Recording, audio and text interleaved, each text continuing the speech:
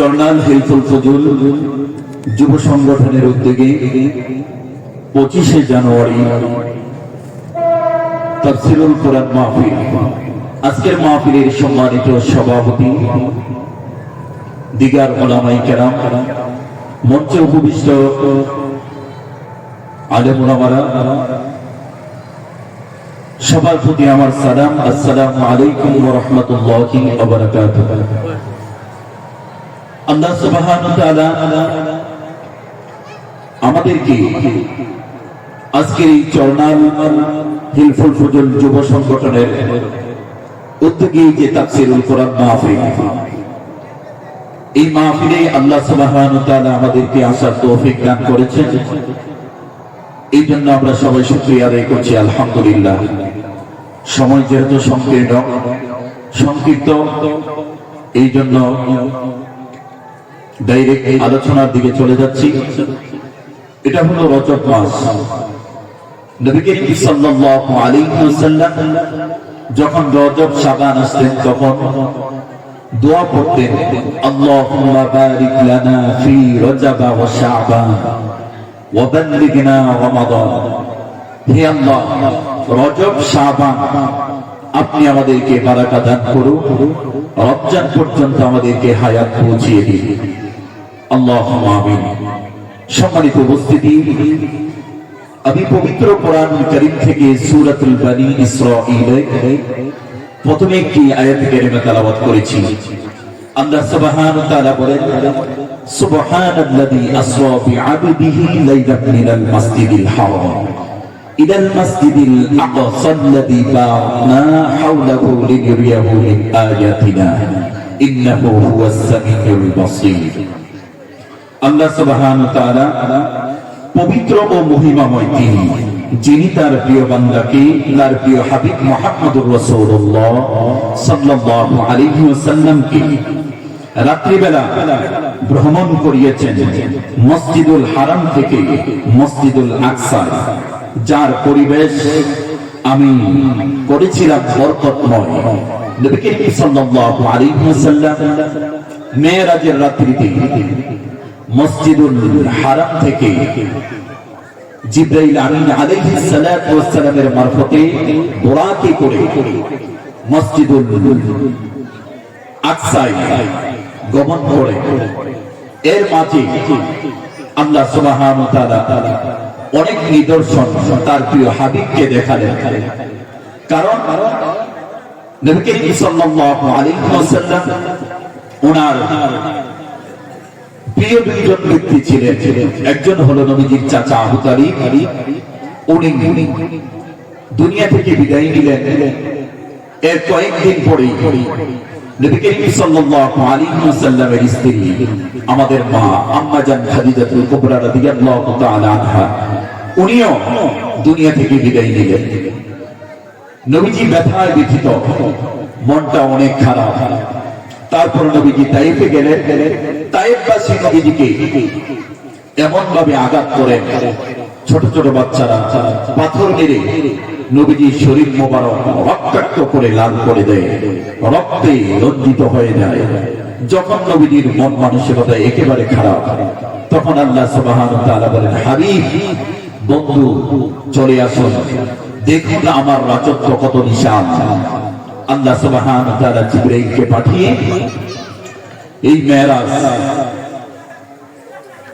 জিবরাইল আলাইহিস সালাতু ওয়াস সালামের মাধ্যমে বোরাকে করে আল্লাহ মেরাজ করিয়েছেন। এর মধ্যে নবীজি যখন বোরাকে করে যাচ্ছিলেন, চলার পথে নবীজি নাক মোবারকের মধ্যে মেশক আম্বরের ঘ্রাণ আসতেছিল। নবীজি জিবরাইলকে বললেন, হে জিবরাইল, এত মেশক আম্বরের সুঘ্রাণ পাইতেছি, তার কারণ কি? জিবরাইল আলাইহিস সালাতু ওয়াস সালাম বললেন, ইয়া রাসূলুল্লাহ, ফেরাউনের একজন দাসী কবর থেকে এই মেশক আম্বরের সুঘ্রাণ আসতেছে। সুবহানাল্লাহ, সুবহানাল্লাহ। নবীজি বললেন, জিবরাইল আমাকে সমস্ত ঘটনা বিস্তারিত বর্ণনা করো। জিবরাইল আলাইহিস সালাতু ওয়াস সালাম বললেন, ইয়া রাসূলুল্লাহ, ইয়া হাবিবাল্লাহ, বনি ইসরাঈলের মুসা নবীর একজন উম্মত, ফেরাউনের একজন দাসী, যার নাম ছিল মাসেতা। ফেরাউনের ঘরের মধ্যে কাজ করতেন। ফেরাউনের একজন পালক মেয়ে ছিল, এই মেয়ের খেদমত করতেন এই মাসেতা। কিন্তু ফেরাউন নিজেকে নিজে খোদা দাবি করত, নিজেকে নিজে খোদা দাবি করত। কিন্তু ওই মহিলা মাসেতা ফেরাউনকে খোদা মানত না, আল্লাহকে এক বলে রব বলে স্বীকার করে নিল। গোপনে গোপনে আল্লাহর ইবাদত করে দিনের বেলা রোজা রাখে, রাতের বেলা মহান রব্বুল আলামিনের ইবাদত করে। একদিনের ঘটনা, ওই মাসেটা যখন ফেরাউনের কন্যার মাথা আশ্রাইতেছিলেন, হঠাৎ করে চিরুনিটা জমিনের মধ্যে পড়ে যায়। আর মাসেটা চিরুনিটা যখন উঠাবে, তখন সাথে সাথে বিইজনি রব্বিল আলামিন, বিসমিল্লাহ বলে আল্লাহর নাম নিয়ে চিরুনিটা জমিন থেকে উঠাইলে। ফেরাউনের কন্যা বললেন, হে মাসেটা, তুমি কার নাম নিলে? কোন রবের নাম নিলে? তুমি কি আমার বাবা ফেরাউনকে রব বলে স্বীকার করো না? মাসেটা বললেন, না না, তোমার রব যিনি, আমার রব তিনি, তোমার রব তিনি, এবং তোমার বাবা ফেরাউনের রব তিনি। জোরে বলেন সুবহানাল্লাহ। আল্লাহু রাব্বুস সামাওয়াতি ওয়াল আরদ, আসমান জমিনের রব আল্লাহ। আল্লাহ তাআলা এই ফেরাউনের কন্যা বললেন, এই মাসেটা তুমি কোন রবের খবর শোনাইলা? এত বড় দুঃসাহস, তুমি আমার ঘরে থাকো, আমার বাবার খাও, আমার বাবার পড়ো, কিন্তু আমার বাবাকে রব বলে স্বীকার করো না। এটা কেমন কথা?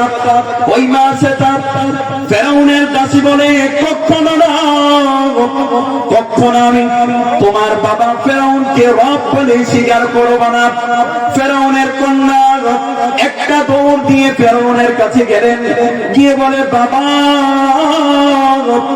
ও বাবা, আমাদের কাজের মেয়ে, আমাদের দাসী মাসেটা, সে তোমাকে রব বলে স্বীকার করে না, তোমাকে রব বলে স্বীকার করে না। ফেরাউন বলে কি, আমার খেয়ে আমার পরে আমার ঘরের মধ্যে ডাকাতি, সৈন্যকে পাঠালেন, ধরে নিয়ে আসো। মাসেটাকে দরবারের মধ্যে নিয়ে আসা হলো, হাতের মধ্যে ডান্ডা বিড়ি, পায়ের মধ্যে ডান্ডা বিড়ি লাগায়া ধরে নিয়ে আসলো। ফেরাউন বললেন, এ দাসী মাসেটা, তুমি নাকি আমাকে রব বলে স্বীকার করো না, তাকে তুমি রব বলো?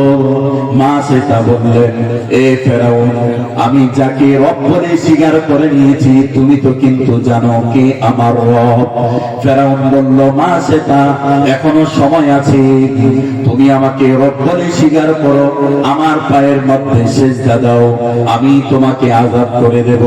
মাসেটা বললেন, কখনো নয়, কোন অবস্থাতে নয়, আমি আল্লাহকে রব বলে স্বীকার করে নিয়েছি, তুমি ফেরাউনকে রব বলে স্বীকার করতে পারবো না। আল্লাহু আকবার। মাসেটা যখন এই কথা বললেন, ফেরাউন বললেন, কড়াই নিয়ে আসো, কড়াইয়ের মধ্যে তেল ডালো, নিচে দিয়ে আগুন জ্বালিয়ে দাও, তেল ফুটন্ত দ্বারা গরম করতে থাকো। গরম ফুটন্ত তেলের মধ্যে দাসীকে ছেড়ে দেওয়া হবে। একজন সৈন্য মন্ত্রী বললেন, ও ফেরাউন, তাকে এখন শাস্তি দিয়েন না, তার সন্তান আছে, সন্তানের মাধ্যমে তাকে ভয় দেখান, দেখেন আপনাকে রব বলে স্বীকার করে কিনা। এই মাসে তার 3টা কন্যা সন্তান ছিল, 2টা কন্যা সন্তান মোটামুটি বড়, আর একটা কন্যা সন্তান দুধের কোলের মধ্যে একটা কন্যা সন্তান। ওই সন্তানগুলোকে ধরে নিয়ে আসলো, কন্যা সন্তানগুলোকে ধরে নিয়ে আসলো। ফেরাউন বলে, এ মাসে তার এখনো সময় আছে, আমাকে রব বলে স্বীকার কর, নয়তো এই ফুটন্ত তেলের মধ্যে তোর সন্তান সহ তোকে জ্বালিয়ে পুড়িয়ে গড়িয়ে সারকার করে দেওয়া হবে। মা সেটা বললো, ফাকুদিমা আনতাকুদ, কোরআনের ভাষায় মা সেটা বললো, ফেরাউন তোর যা মনে চায় তুই কর, আমি যে আল্লাহর প্রতি ঈমান এনেছি এই আল্লাহ থেকে চুল পরিমাণ নড়ব না। জোরে বলেন আল্লাহু আকবার। ওই মা সেটা চোখের পানি ছেড়ে কান্দে আর আল্লাহর কাছে বলে, আল্লাহ জীবন চলে যাবে, শহীদ হয়ে যাব, তারপরও ঈমান বিক্রি করব না। ফেরাউন অর্ডার করলেন, সৈন্যদেরকে অর্ডার করলেন, একটা সন্তানকে, কন্যা সন্তানকে ফুটন্ত তেলের মধ্যে ছেড়ে দেওয়ার জন্য। শূন্য মা থেকে সন্তানকে টাটানো শুরু করে দিল, টানতে টানতে একটা কন্যা সন্তানকে ফুটন্ত তেলের মধ্যে ফালাইয়া দিল। ফুটন্ত তেলের মধ্যে যখন ফালাইয়া দিল, সাথে সাথে সন্তানটা গুনাহ হয়ে গেল। মা জনম দুঃখী একটা চিৎকার দিয়া বলেন, আল্লাহ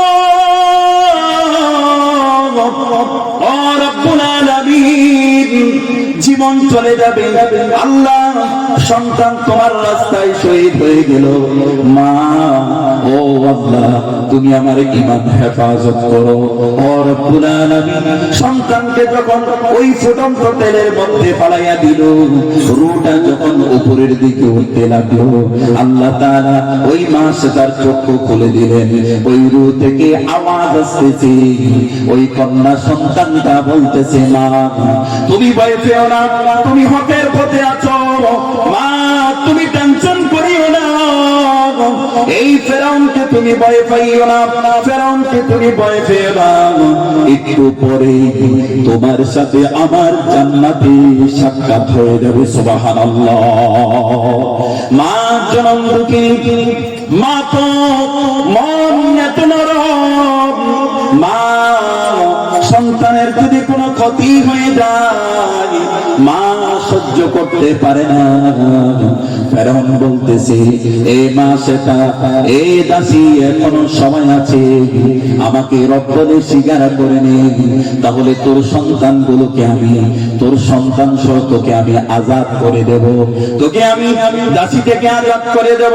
মা সেটা বললেন, না কখনো নয়, কোন অবস্থাতে নয়।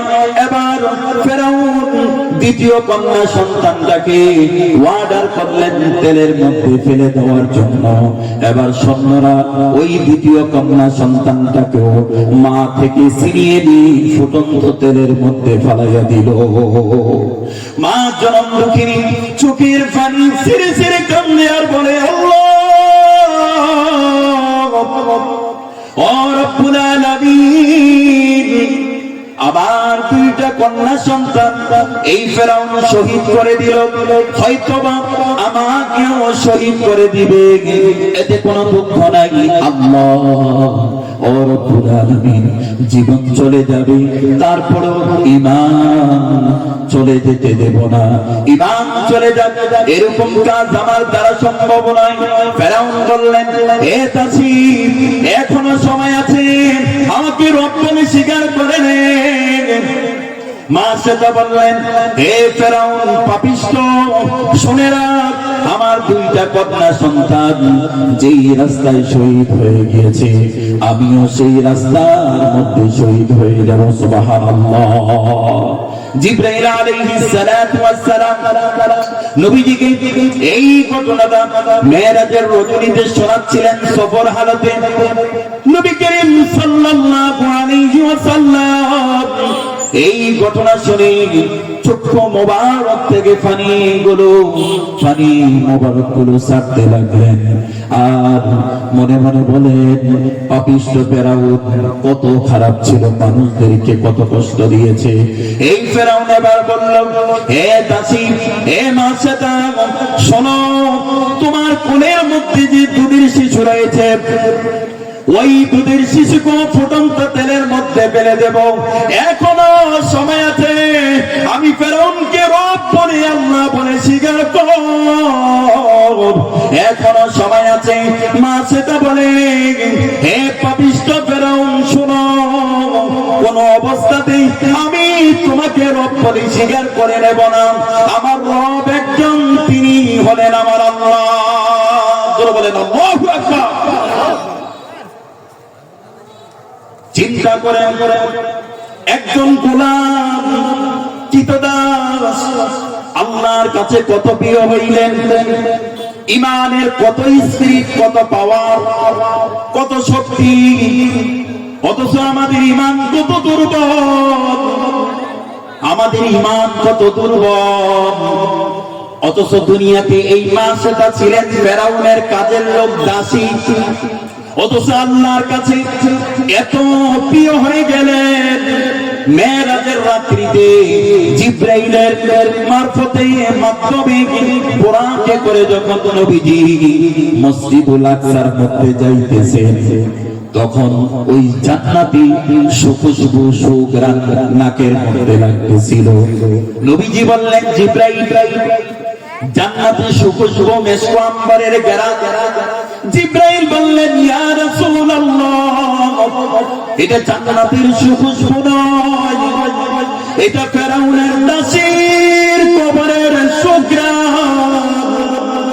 আল্লাহ সুবহানাহু ওয়া তাআলা ওই নবীজি মেরাজে যাওয়ার আগে 2000 বছর আগে থেকে এই কবর থেকে জান্নাতের সুঘ্রাণ বার হইতেছে।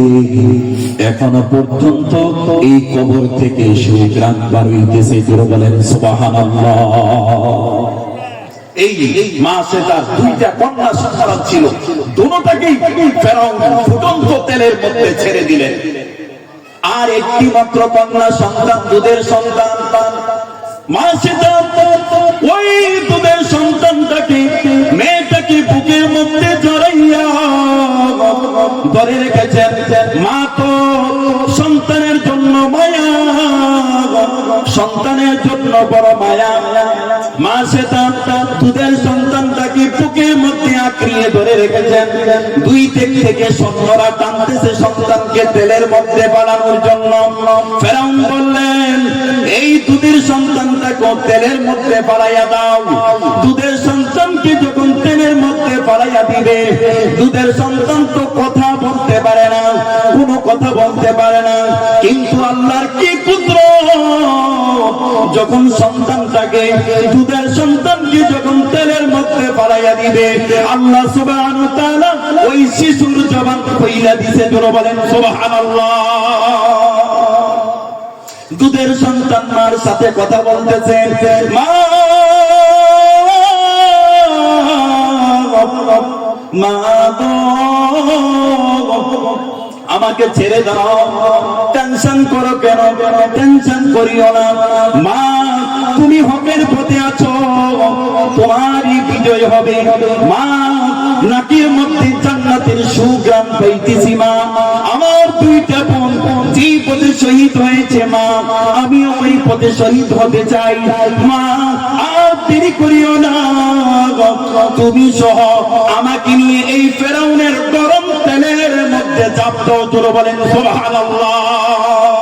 দুধের শিশু মার সাথে কথা বলতেছে, মা, তুমি এই ফেরাউনের ফুটন্ত তেলের মধ্যে চাপ দাও, ফুটন্ত তেলের মধ্যে চাপ দাও। আমরা আমাদের ওই দুই বোন যে রাস্তায় শহীদ হয়েছে, আমরা ওই রাস্তায় শহীদ হয়ে জান্নাতে মোলাকাত করব। জোরে বলেন সুবহানাল্লাহ। আরো জোরে বলেন আল্লাহু আকবার। ইমানের পাওয়ার, ইমানের স্পিরিট। ফেরাউন মা সন্তান তিনজন তেলের মধ্যে পড়ে গেল, তাদেরকে শহীদ করে দেওয়া হলো। এবার ফেরাউন সৈন্যদেরকে অর্ডার করলেন, এই যে তেলের মধ্যে হাড্ডি গুড্ডি আছে, মা সন্তানের যে হাড় গোড় আছে, ওগুলো এক জায়গার মধ্যে গর্ত করে মাটি চাপা দিয়ে দাও। এই যে জিবরাইল বললেন 2000 বছর আগে এই ফেরাউন মাটির মধ্যে এই দাসী তার সন্তানের হাড় গুলো মাটির মধ্যে গর্ত করে দাফন করে দিয়েছে, মাটি চাপা দিয়েছেন। ওখান থেকে এই পর্যন্ত জান্নাতের সুঘ্রাণ আসতেছে। নবীজি বললেন জিবরাইল কতদিন পর্যন্ত এই সুঘ্রাণ আসতে থাকবে?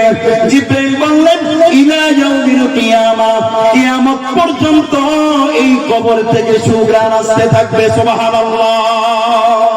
ও যুবক, আল্লাহর গোলাম, চিন্তা করো, আল্লাহ ওয়ালা হইতে গেলে শিল্পপতি হওয়ার প্রয়োজন নাই, আল্লাহ ওয়ালা হইতে গেলে ধনী হওয়ার প্রয়োজন নাই। ওই যে হাফসি দাস একজন গোলাম বেলাল, অথচ চেহারা সুরত কত কালো ছিল, একদম গরীব, শরীরের মধ্যে কোনো জামা নাই, কোনো কাপড় নাই, অথচ মদিনা মক্কাতুল মুকাররমা মদিনাতুল মুনাওয়ারা মুয়াজ্জিন বেলাল। এই জন্য আল্লাহ বলে আমি সম্পদ চাই না, আমি বান্দার দিলের অন্তরের খবর আমি দিল দেখি। কে আমি আল্লাহকে দিল দিয়া অন্তর দিয়া ভালোবাসে। ও নবীর উম্মতের দল, ও আল্লাহর গোলাম, শোনো, এই জন্য তোমাদেরকে বলে যাই অন্তর থেকে আল্লাহ এবং রাসূলকে ভালোবাসতে হবে। দুনিয়ার মানুষকে দেখাবার জন্য ভালোবাসলে হবে না। ও যুবক, আল্লাহর গোলাম শোনো, ঈমানকে মজবুত করতে হবে। আল্লাহ তাআলা বলেন ইয়া আইয়ুহাল্লাযীনা আমানু তাকুল্লাহ, হে ঈমানদারেরা, তোমরা আমি আল্লাহকে ভয় করো, ভয় করার মতো ভয় করো।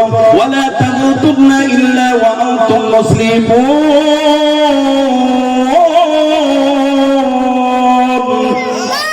আল্লাহ তাআলা বলেন তোমরা মরিও না, ঈমানদার না হয়ে, আত্মসমর্পণকারী না হয়ে তোমরা মৃত্যুবরণ করিও না।